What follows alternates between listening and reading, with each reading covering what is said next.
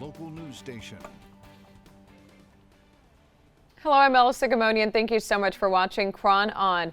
If you love elaborate handmade costumes, here's your chance at one of the most exclusive pieces in the world. The San Francisco Opera House is hosting a virtual fundraiser all weekend long, and they are selling costumes through this Sunday. The outfits were created for and worn on stage in various productions. Joining us now is production supervisor Galen Till.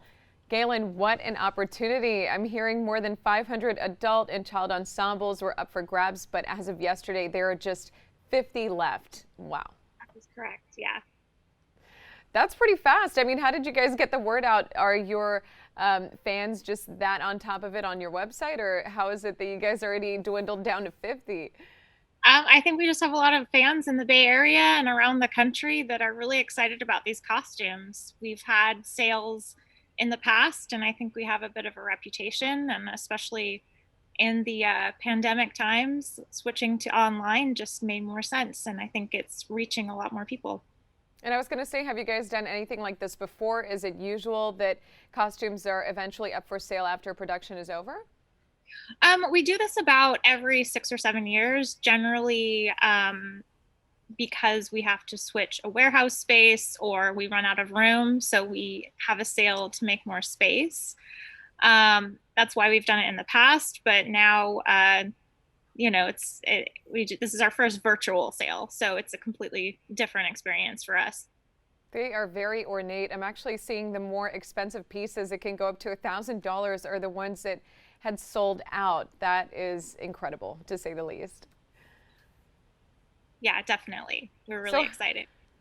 And I know you guys had to cancel 2 seasons, so this must be in time to help out the Opera House because of the pandemic having taken away some of the sales. Yeah, I mean, it's definitely, I think the biggest reason we wanted to have the sale is to stay in touch with the people who our audiences who would have gone to the seasons that we couldn't have. Um, and we just wanted to kind of keep in touch with them more than anything. And it was the perfect time to do something like this. So some outfits come with accessories like feathered hats, others with chainmail.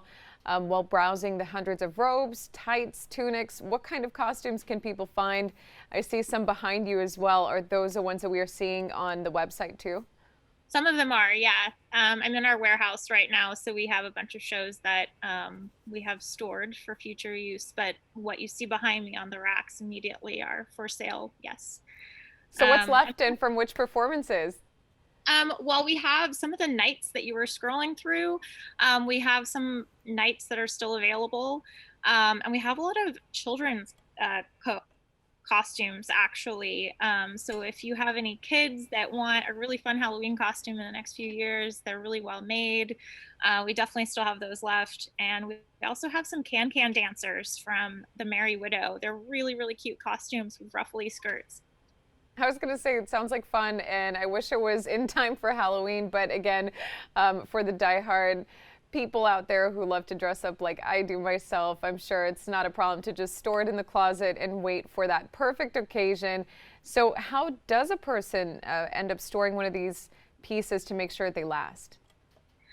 Definitely away from sunlight, keeping them clean, making sure they're aired out after every wearing is really important.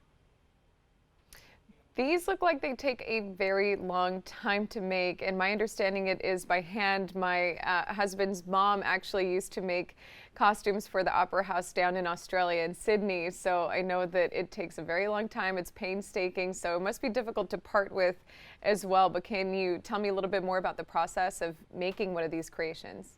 Yeah, sure. Our costume shop at any given time, depending on the season, has 30 to 50 artisans working, and we all have a part to play in the creation of each and every one of these costumes. And depending on the costume, it can take a few days to a few weeks to create each individual costume. So every single costume that we're selling has definitely involved a lot of work and involved a lot of love and a lot of skill and craftsmanship. And though we are sad to see them go, it's also really exciting to see them have an opportunity to have like a new life out there on someone else. Yeah, certainly. And the purchases will be benefiting the cast and crew, so that is certainly worth it considering, again, you guys have had to close since March because of the pandemic. The opera hasn't had a single performance. They canceled both the summer and fall seasons. So you guys are hoping to sell the rest of the 50 and help out with that, it sounds like. Definitely. Anything else that our viewers should know? Well, I just go to our website, and we're really excited to have this sale and excited to ship these costumes off to their new homes. So check out what's left. Is there a size chart, or how should people know, for example, if between an extra small and a small, what the difference would be there? Yeah, we absolutely have size charts. They're on each individual item has a size chart included with the its page, so you can look up what your sizes are and determine what would fit you. Each costume was made for the person who wore it originally, so definitely check out the size chart to get an idea of what would fit you. Yeah, I was going to say they're each tailored to the talent that wore it during the performances. Is there anyone famous that might have worn one of the costumes that's still up for grabs? Or super famous, somebody super renowned? I can't say that for sure of what's still up for grabs, but we definitely had quite a few well-known names in the bunch. And there was one dress in particular that was like a light blue, massive. You know, it has the bustle and everything. I believe that one was close to the $1,000 max that I was mentioning. What performance was that for? Do you know which character? If my description wasn't detailed enough. I think the one that you're talking about, it was worn by the character of Ilya in Idomeneo. And that's actually one of my favorite dresses also. Yeah, it caught my eye. And I know that there were some pieces from Carmen as well. And I guess what kind of inspiration can a person draw depending on what the performances were for maybe something they could have in mind, like you said, for Halloween or some sort of a theme party? What kinds of costumes and genres would they fit in? Well, we have a lot of variety. But in particular, I think we have some medieval knights left that are really cool. They have chainmail and they have armor, and the leather is real, and the fabrics are all like super authentic and heavy and hand painted. And those can really be great for anything like reenactment, Ren Fair, Game of Thrones parties, because I'm sure people are still going to have those even though the show's canceled or show has ended rather. But we've also had a lot of Victorian costumes, which would be great for something like Dickens Fair, which is huge in the Bay Area. And I know they're having a virtual Dickens Fair this year. So, you know, we definitely can get some Victorian costumes for that still. And yeah, it's just a huge variety of possibilities. Yeah, and I really like that the accessories are included with them, so that's a lot of fun. A complete look for anyone who is looking to dress up, hopefully sometime past the pandemic when we get a chance to do some bigger parties once more.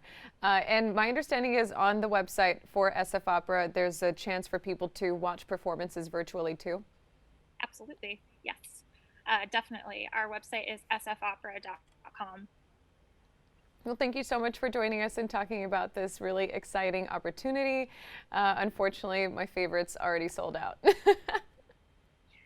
So sorry. It's all good. There's something for everyone, so thanks for joining us. Thank you so much for having me. And before I let you guys go, if you are really missing out on these performances, fans of Fort Mason's recent outdoor movies can also catch screenings of select works on November 20th and the 22nd, as well as on December 11th and the 12th. A behind-the-scenes special broadcast titled Celebrating Voices in the SF Opera is also scheduled for December 4th. You're watching KRON On, streaming Bay Area News 24/7.